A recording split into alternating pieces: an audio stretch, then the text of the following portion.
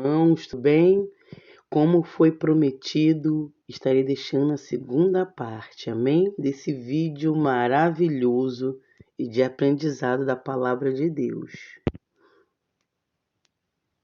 O que você vê, e a outra é o que você ouve. Esses dois sentidos são portas de acesso para a sua alma. O diabo sabe muito bem disso e trabalha nessas portas de acesso desde o início, pois ele sabe que o que você vê e dá ouvidos fica armazenado no seu cérebro, seja no seu consciente ou no seu subconsciente. Por conta disso, vemos hoje que cada vez mais o mundo está sendo projetado para possuir os seus olhos e os seus ouvidos. Hoje, uma pessoa passa em média 9 horas por dia diante de um celular. São mais de 3.000 horas por ano, vendo e ouvindo informações que vêm das mais diversas fontes. E se fizermos uma análise, quanto das informações que chegam até nossos olhos e ouvidos e que vão direto para o nosso cérebro, podemos considerar como proveitosas e de valor? Infelizmente, a maioria das coisas que usamos para alimentar a nossa mente são praticamente lixo. Como dizia Salomão em Provérbios capítulo 15, versículo 14. O coração daquele que tem entendimento busca o conhecimento, mas a boca dos tolos se alimenta da tolice. Isso nunca foi tão verdadeiro como nos dias de hoje, mas não quer dizer que você deva jogar fora o seu celular ou a sua televisão, mas que você comece a selecionar mais o que passa pelos seus olhos e pelos seus ouvidos, e o que você tem guardado dentro de si. O poder dessas portas de entrada são tão grandes que o diabo tem as usado para lançar desafios na internet. Desafios que já levaram milhares de jovens à morte. Tudo porque o diabo sabe fazer uso dos acessos que nossos sentidos dão. E com isso, consegue afetar diretamente a própria alma das pessoas. E as pessoas nem se dão conta. Recentemente vimos pessoas que tiraram a própria vida devido às coisas que viram e ouviram. Pois uma vez que a semente da palavra de morte entra no cérebro de uma pessoa, o diabo e seus demônios começam a regar, dia a dia, até que seja gerado o fruto da morte. Essa semente vai enraizando no ser humano, se alastra pela alma, e a pessoa fica sem estrutura e entra em colapso. Quando Deus fez o ser humano, o diabo percebeu que poderia usar desses acessos para destruir a criação de Deus. E vemos que primeiro ele entrou pelos ouvidos de Eva e depois pelos olhos. Primeiro ele falou que não havia nenhum mal em comer do fruto. Depois disso, Eva olhou a beleza do fruto e comeu. As duas portas foram acessadas. E não se engane, meu amigo, o diabo não abandonou essa tática. Ao contrário, essa tática vem sendo aprimorada séculos após séculos. E vemos que, ano após ano, essas táticas de acesso a essas portas de entrada para a alma estão cada vez mais sendo ampliadas. O diabo descobriu o maior ponto fraco da humanidade. Ele descobriu que o que o homem ouve e vê vai imediatamente para a alma. Mas essa mesma porta de entrada que o diabo utiliza também pode ser usada por Deus. E da mesma forma que o diabo lança a semente de morte usando dessas portas de acesso, Deus faz uso dessas mesmas portas para lançar a palavra de vida. O problema é que o ser humano tem dado mais acesso ao diabo do que a Deus. Eu te pergunto, quem vem dizendo para você que seu passado é melhor que seu presente? Eu te pergunto, quem é que disse para você que você não pode? Quem te fez acreditar que você é feio, que você é baixo, que você está muito velho, que você está muito novo, que não tem mais espaço? Quem é que te falou isso? Alguém falou. Você não tinha enxergado isso até alguém acessar uma das suas portas de acesso e plantar essa semente de defeito, essa semente de desqualificação. Quem te falou que para você não tem mais jeito? Quem é que te falou isso? Olha, Davi, você não é igual aos seus irmãos. Você é inferior a eles. Você é menos do que eles. Você não tem a capacidade que seus irmãos têm.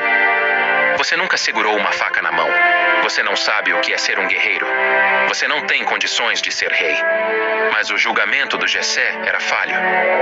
Como podemos ver em 1 Samuel capítulo 16, versículos 6 a 13. E sucedeu que, entrando eles, viu a Eliabe e disse: certamente está perante o Senhor o seu ungido.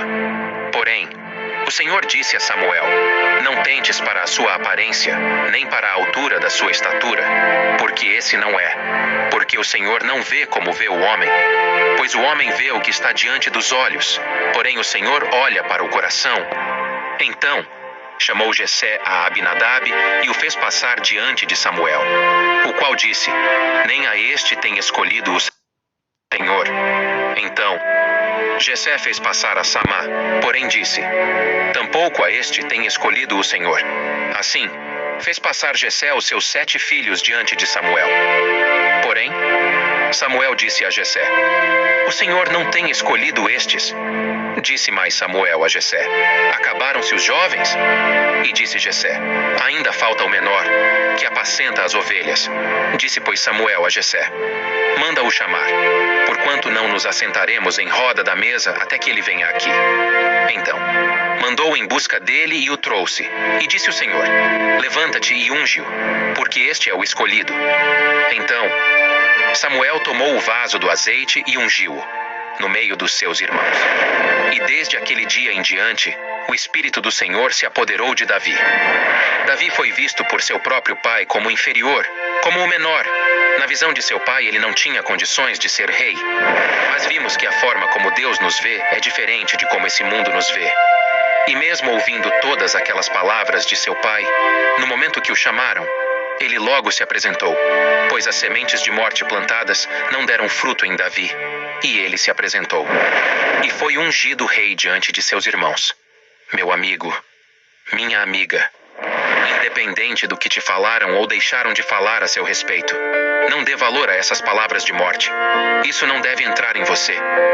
As pessoas têm a tendência de falar para você o que você não pode fazer, o que você não consegue fazer, o que você não tem condições de fazer. Mas não interessa o que elas dizem. A promessa era para Davi. A promessa é para você. A promessa é sua. Agarre sua unção. Se torne rei. Você é como um computador. E você pode ter o melhor computador do mundo. Mas se você colocar um programa errado nele, ele não vai rodar. Se entrar um vírus nele, ele vai ficar lento. Vai começar a dar problemas. A sua mente é um computador que armazena um monte de coisas a toda hora. E tem coisas que entram que vão deixando a sua fé lenta, a sua oração lenta. Sua conduta diante de Deus vai ficando lenta. Seu poder de reação diante dos problemas vai ficando fraca. Vigie. Avalie de forma espiritual tudo o que se apresenta diante de você. Delete tudo que não presta. Arranque as sementes de morte. E dessa forma, o Espírito Santo vai escrever uma nova história na sua vida. Da mesma forma que escreveu na vida de Davi, que não deu ouvidos às coisas que seu pai falou. E hoje usamos sua história como um exemplo de fé. Repita comigo: eu posso, eu tudo posso, naquele que me fortalece. O meu Deus é maior que tudo isso. O meu futuro será melhor do que o meu presente. Eu vou fazer a diferença. Eu vou ser cheio do Espírito Santo. Em nome de Jesus, que essas sementes de morte não tenham domínio sobre a minha mente. Espero que você tenha entendido e que tenha cuidado com essas 2 portas de entrada. Elas devem estar abertas para Jesus. Seus ouvidos têm que estar abertos para a voz de Deus.